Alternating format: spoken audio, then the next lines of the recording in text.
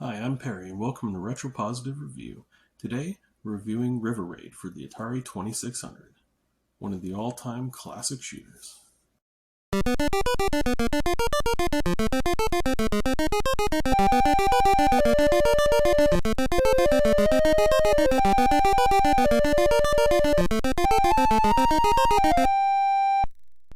River Raid is one of the best games on the Atari 2600. It's a very early shooter game for a console, but, you know, despite the limits of the console, this game is actually quite entertaining. You can find yourself playing for quite a while, just trying to beat a high score. It's especially fun when you're playing with a friend. You can pass the controller back and forth, take turns, and in no time at all, you'll be cursing at the screen. I remember me and my father playing this game, passing the controller back and forth. This is one of the most nostalgic games from my childhood, just because playing with my father, he loved this game. It was why I got into it. And he loved it because he was actually better than me at it when I was younger, which was hardly ever the case for him. So he enjoyed that quite a bit. And I was always just trying to catch him and play better than he could. So we'd have fun passing the controller back and forth, spend a good hour on the game a lot of the time. And yeah, just a really fun way for me to remember my childhood and a fun time while it was happening. Now, a little bit about this game. It was published by Activision in 1982, and a lady named Carol Shaw actually developed it, and she is one of, if not the first, female game designers, which is really cool. I mean, ladies, you should check this game out just for that reason. It's really, really cool, actually. So, way back in 1982, in fact, I think she started in the late 70s for Atari, designing games. So, young ladies out there, if you want to go into programming for games, it's definitely possible. This lady did it way back then. So, if that's your calling, go for it. Get in there, make some great games. Now, yeah, it's quite the game for the Atari as well. Like, it doesn't seem like this game should be able to fit on an Atari cartridge. Like, the level is quite long. Like, most Atari games are like a screen, two screens, well, more than two, but, a dozen screens or so. If you have a couple hundred screens, that's crazy. But this is like one long scrolling screen. It just seems to stretch on and on. And somehow they get it to load the same every time. And I was reading a bit on it. I don't really understand it. It's something called pseudo random number generation. I think I'm saying that correctly. Basically, what it means is the level is generated by random mathematics, but they're not truly random because they're based off of some preset. If you want to look into it and see what it really means, go ahead. I'm definitely not a programmer, so I can't explain it fully. But it also uses that same or another set of pseudo-random number generations for moving the sprites around, and the non-player sprites, and that gives it kind of like this random movement, so they don't always seem to move at exactly the same time. So maybe I don't actually suck so bad at this. It's just harder than you would think because it's more random. I'd like to tell myself that, but I probably just suck. But anyway, so this game, using that, is able to not store the game in the ROM file, because I think it's like an 8 kilobyte cartridge or something like that. Like, it's a small cartridge. It's an Atari game. They're all small. So it's able to overcome that, and I think that's where it gets its fun factor from. I mean, what an innovative way to do it. This lady definitely knew what she was doing back then, and all the recognition she gets for it is well deserved. So, good job. Alright, we're going to get some gameplay footage of River Raid now. I'll be playing, this is an Atari 2600 game. I'm going to be playing on the Atari Flashback 2. And as my favorite YouTuber often says, Classic Gaming Quarterly, I'm probably not going to be putting a clinic on here. So, and it's because I'm playing in a small capture window, not because I suck. He says stuff like that all the time. I laugh.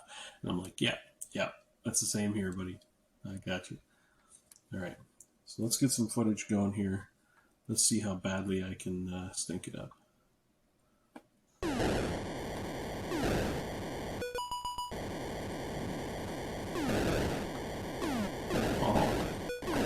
Almost died before stuff even got moving there. That would have been embarrassing. Alright.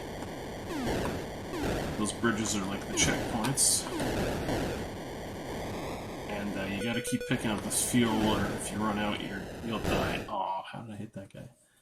How did I not get around that guy? But yeah, I always thought it was funny. These planes have like the worst fuel economy in the world.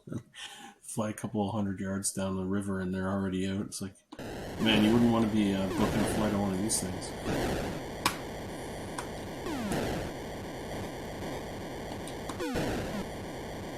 But I mean, these old arcade style games had to give you something to pick up.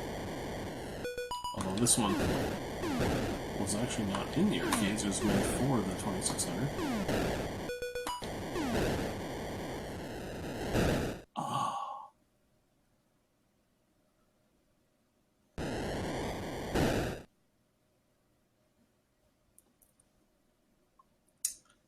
Man, am I not even going to get to 5,000? I always feel like it's such a failure if I don't get to 5,000.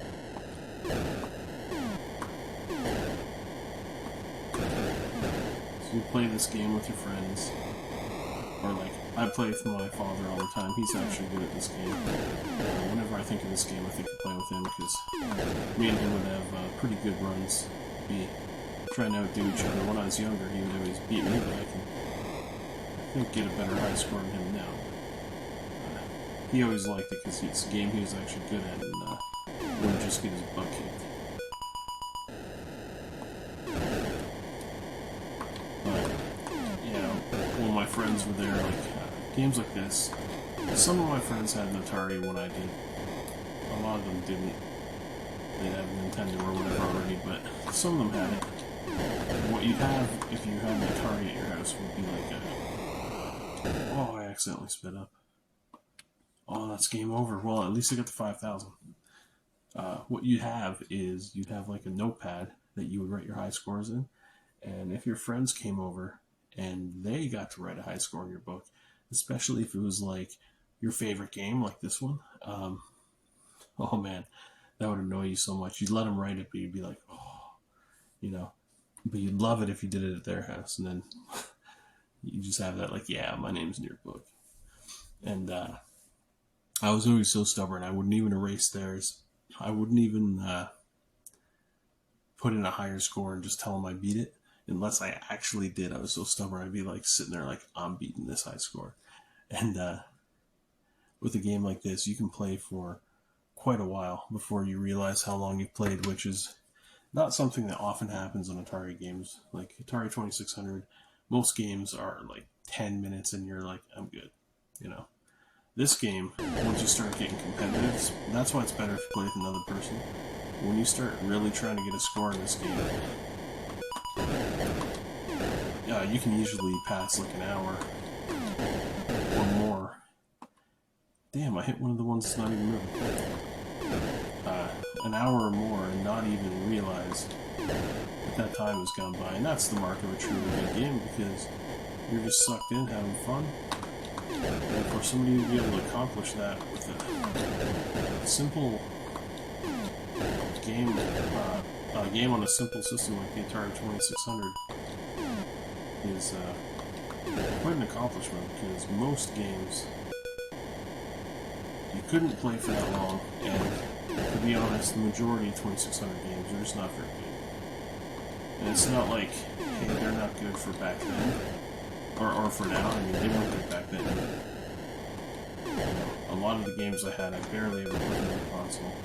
And if I did, I'd just be like, it'd be more out of like a attempt to try to like something else, to like maybe find a gem in my crap pile of games that I had,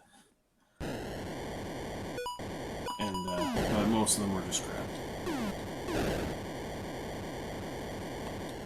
So like, out of all the systems I actually own, this would definitely be the one that gets the least games reviewed, because it's just, there's so few of them that are actually good, and you can't blame the game makers so much.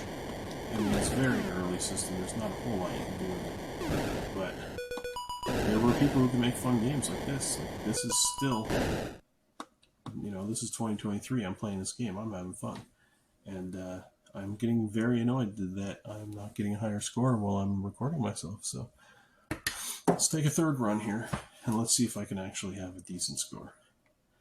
I wondered if I ever got, like, play this game with a D-pad, maybe I could play an emulator and use a D-pad. Maybe I'd do a lot better, but it's just the nostalgia feeling of using one of these. I don't know. And I could blame it on the controller, and I wouldn't be that far off. If any of you have never used one of these, younger people, you have no idea what I'm talking about, but they are not as responsive as modern controllers. Not nearly, and just the style does not really fit a hand very well, I find. It's not mine.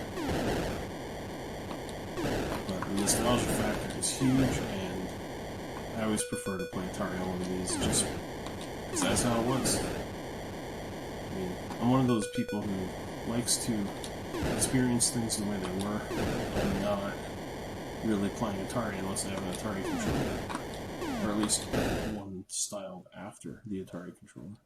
I saw a pretty cool USB one for the PC. I might get that so I can play emulators more, because until I get a better video capture device, this one really is not cutting it so well.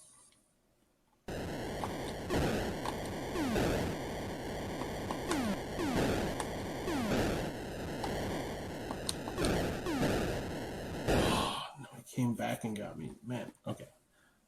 I said 3 before. Now you're really experiencing what this game's like, because that's what it'll do to you. You'd be like, okay, one more try. And then, you know, there'll be one more again, and one more again, and then an hour will have passed, and you'll be sitting there going, oh, I stuck this in the console thinking I was just going to play for a few minutes. Most of the time when you break out an Atari, you're not expecting a long gaming session. Unless you're planning on playing multiple games.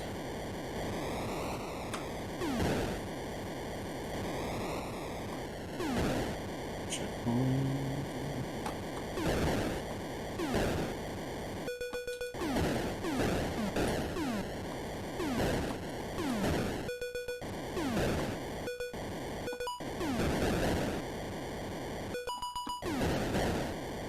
Alright.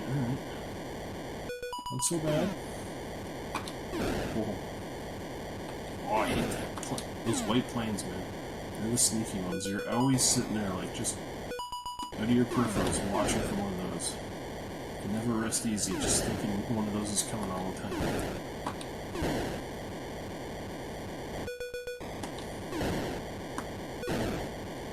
Never really understood part of this game, like, you can fly into the sides, but presumably, like, the plane would have to be flying high enough to go over a bridge, which would be connected to the sides, but no, you run into the bridge if you don't shoot it, and you run into the sides, so this plane's flying real low. I mean, you're running into boats, so it's like, dude, just gain some altitude and you'll be fine. You have a lot less to avoid. But I mean, hey, it's an Atari game, like I said.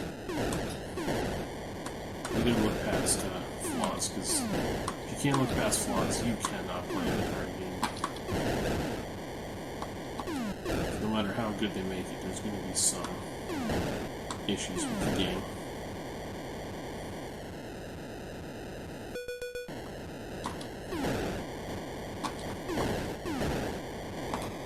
I should fuel. Of course, there's not going to be any. Well, there's the... You better get some freaking fuel sound effect.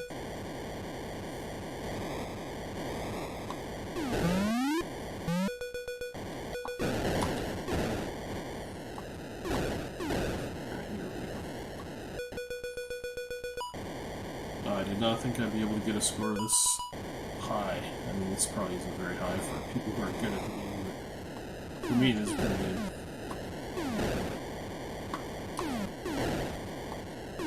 I don't have the old books anymore from when I was a kid. I wish I would have kept those. I don't know what my scores were back then. Too long ago to remember that stuff, but probably a lot higher than what I'm getting now. Get those kid reflexes. Oh, you...